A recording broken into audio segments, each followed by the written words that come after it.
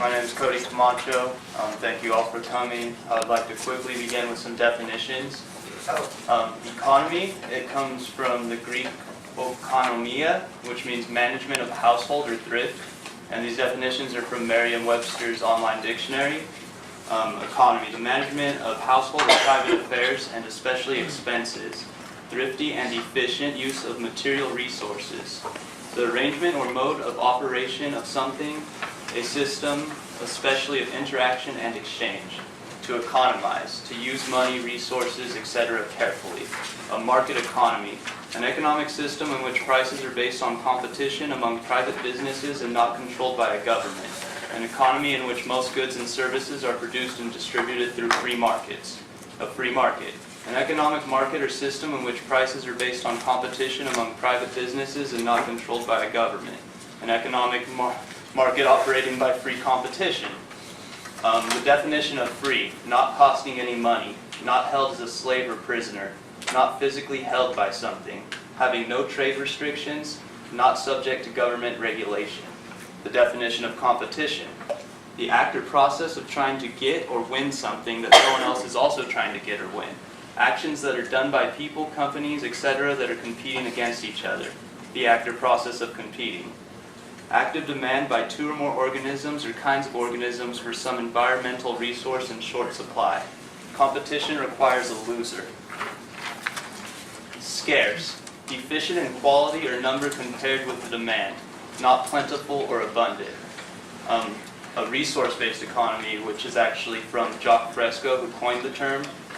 An economic system in which remaining planetary resources are intelligently managed depending on the current state of understanding and utilizing the most up-to-date technologies to create sustainable infrastructure and a means of production with the intention of providing a high quality of life for humans through access abundance.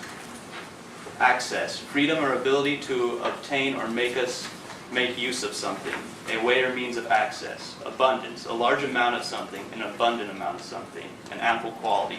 Access abundance, an abundance of access to anything that can be produced. I'd like to begin with a thought experiment. Your goal is to design a society that facilitates the long-term survival and sustainability of the human race while ensuring the highest quality of life possible. You may utilize any understanding or technology available today. Imagine you come across a planet identical to planet Earth, except that human evolution had not yet occurred. We shall call this planet Earth B for simplicity. Now, with your goal being the long-term survival and sustainability of the human race, while ensuring the highest standard of living and quality of life possible, given the current state of technology and human knowledge, how would you organize production on Earth B? First of all, you would have to decide what society needs to survive in a sustainable manner and what resources were available to accomplish this. First, you would realize that the success of any society is dependent on its energy supply. You would then survey Earth B to see what energy resources were available and where they were. You would then list the potential energy resources available to you and rank them based on certain criteria, such as rate of renewal, toxicity to the environment, toxicity to humans, and long-term sustainability, to name a few. For example, a condensed list would consist of petroleum, coal, natural gas, wind energy, tidal energy, geothermal energy, and solar energy. Applying the potential energy resources to set criteria, it is easy to see that there would be no reason at all to ever use petroleum, coal, or natural gases with so many renewable, non-toxic energy alternatives available. The next linchpin for any society to prosper is access to clean water and abundant renewable food source. You would once again survey the entire planet to see what freshwater resources were available and where they were, as well as what edible plants and animals were available and where they were. And you could use technologies like the scanners that let you know when the ink is low on your printer. We could do that to manage resources in the same way. So those technologies already exist. The potential methods of producing water and the potential methods of producing food, water, and the given quantities dependent on resources would then be ranked based on the same criteria as energy resources. One technical method of producing an abundant food supply without eroding topsoil or destroying natural habitats is the vertical hydroponic farm. Food can be grown in climate-controlled, pest-free, and thus pesticide-free environments. This method is projected to use substantially less land, water, and fertilizer for a given output. This process of surveying resources and applying our most efficient known technologies, listing and ranking is repeated as needed for all areas of society.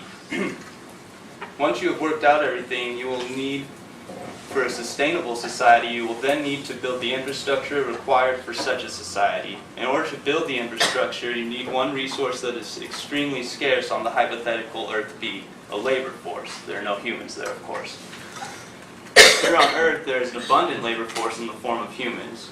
Earth B, however, is very scarce in this resource. Luckily, with today's current technology, even here on Earth, advances in automation and robotics have positioned machines to replace the human labor force altogether. There are machines that build houses, machines that mine, machines that build and repair other machines. Vehicles, homes, and businesses such as grocery stores and restaurants can now all be automated as well. Absent a human labor force, machines can easily pick up much of the slack. As our Buckminster Fuller said, we must do away with the absolutely spacious notion that everybody has to earn a living. It is a fact today that 1 in 10,000 of us can make a technological breakthrough capable of supporting all the rest. The youth of today are absolutely right in recognizing this nonsense of earning a living. We keep inventing jobs because of this false idea that everybody has to be employed at some kind of drudgery because according to Malthusian Darwinian theory, he must justify his right to exist. So we have inspectors of inspectors and people making instruments for inspectors to inspect inspectors. The true business of people should be to go back to school and think about whatever it was they were thinking about before somebody came along and told them they had to earn a living. Once the automated labor force has built a sustainable infrastructure and means for production on Earth B, the organization of production and allocation of resources can begin. It should be noted that here on Earth, we've already tapped into several of our resources, and to do something like I'm describing here, we would have to carefully use our remaining hydrocarbon energies, like petroleum, to build the sustainable infrastructure.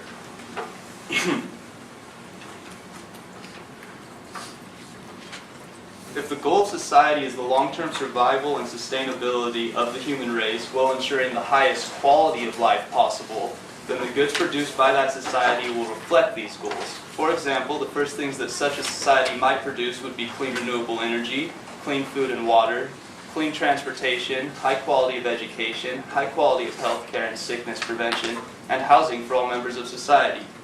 We decide what a high quality of life is as a society. Online polls can be utilized to track demand. With a greatly shortened work week, humans will be more free to research and decide what they really want. We will also be able to be more active in the political process, especially with online now.